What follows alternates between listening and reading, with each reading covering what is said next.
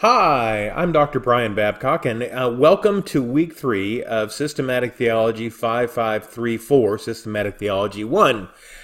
This week, we're going to be looking at God's person and attributes. So as we move through the course, we're going to take a different aspect of systematic theology each week and take a little deeper dive into what's included. So this week, looking at God, we're going to explain how our understanding of theological language helps us to understand what it means to talk about God. How do we understand God? How do we communicate about God? And where do we find our knowledge about God? We're also going to define key divine attributes and apply them to Christian life and ministry. And then finally to articulate responses to current debates about the nature of God. Now, like we've had the last couple of weeks, we have 2 assignments, and then we have a discussion post where you have the ability to pick between 2 questions. So the first is that in a short between 2 and 3 page paper, compare and contrast Erickson's treatment of one divine attribute that you find in chapters 11 or 12 with the handling in at least 2 other systematic theologies. You're encouraged to use those that are found in the Logos package.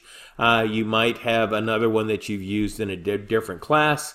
I know so far Erickson and Grudem are 2 that you've used extensively, and there are many others, especially in that Logos package. So you're going to compare and contrast Erickson's treatment of at least one divine attribute. There may be some differences in names of attributes among various theologies, so be sure you are dealing with the same attribute in all theologies. Now, how I would start this is read Erickson 11 and 12.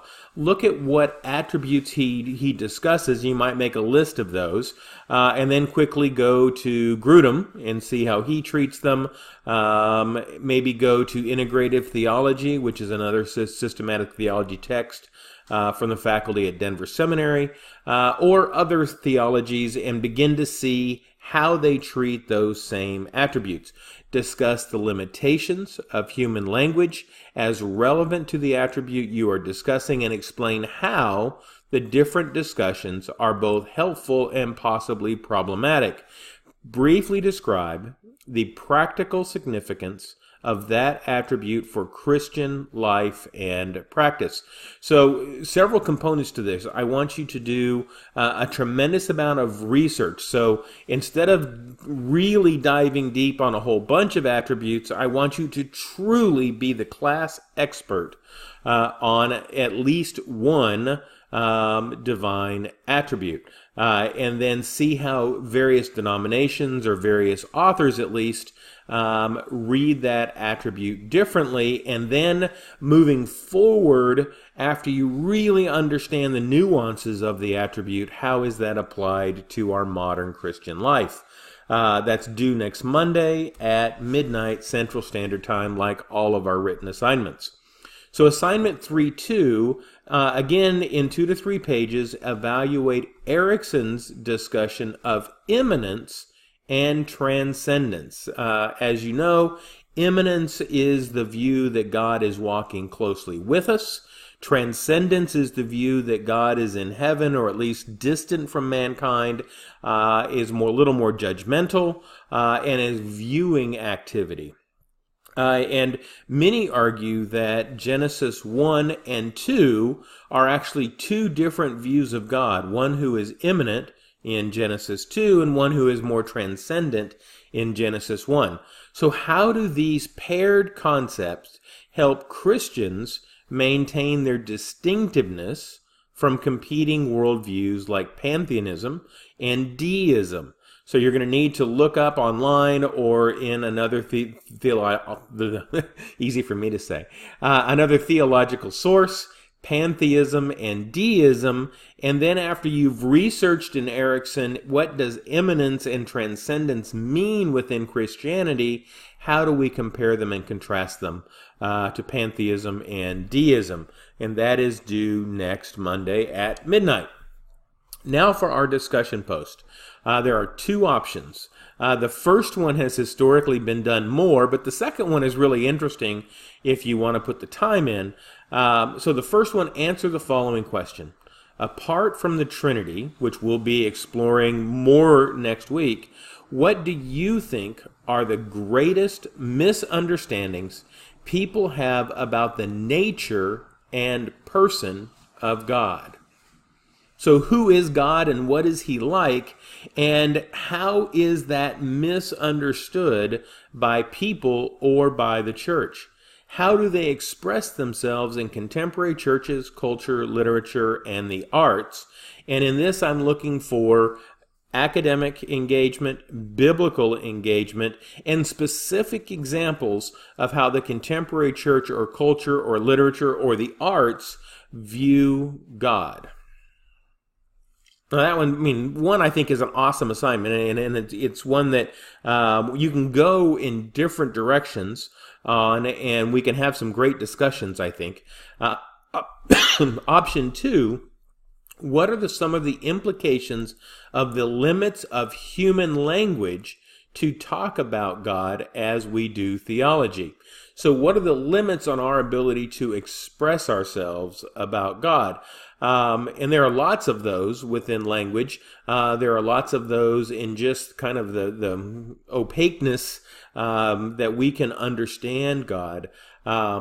But this one's going to take some thought on your part to decide, A, if you want to do it, and if so, really what are the limitations of human language, and perhaps what are the limitations of human mind in our ability to communicate God. In the Eastern Church, apophatic theology is one response to these concerns. So you'd have to look that up. How should we think about language about God, especially when we describe attributes which have human parallels? In other words, does God have legs? Does God walk? Does God get angry? Does God change his mind? All of these things are mentioned in the Bible, and yet are these accurate about God? How can we help people understand these limits? So this one I think is a toughie. It's one that is well worthwhile if you spend the time, but it is a difficult and deep question. As always, discussion posts, the first post is due on Friday at midnight, with ongoing engagement in discussion over the course of the weekend. I've had some students, as you know, a minimum guidance, a high C, is 2 discussion post comments. I've had several folks kind of decide that they want to do 3, 4, or even 5, but do them over a half an hour on one day. That's great. That meets the minimum, but it is not ongoing engagement in discussion.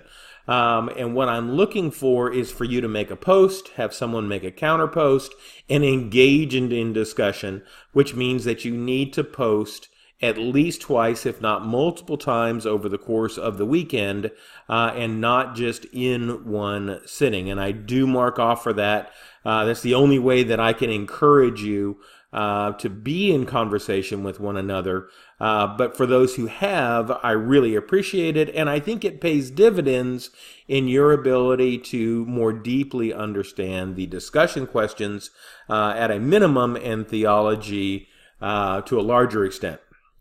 Then a reminder, assignment 8.1, continue working on your theological synthesis. Begin to summarize your own conclusions and convictions about the topics covered this week, the nature and attributes of God, because you have to write a position paper on both biblically and academically what is the nature and attribute of God. You will complete this topic next week when we cover the Trinity. Note this topic may extend beyond a single page, but try to distill it down to its essence. A couple of last thoughts. Be sure to use citations. Be sure to use Turabian citations. I did post a video to help you with that. Include outside research. Engage with biblical passages. And feel free to call me or email me with any questions. We're off to a great start this semester. I really appreciate all of your hard work. and I'll talk to you soon.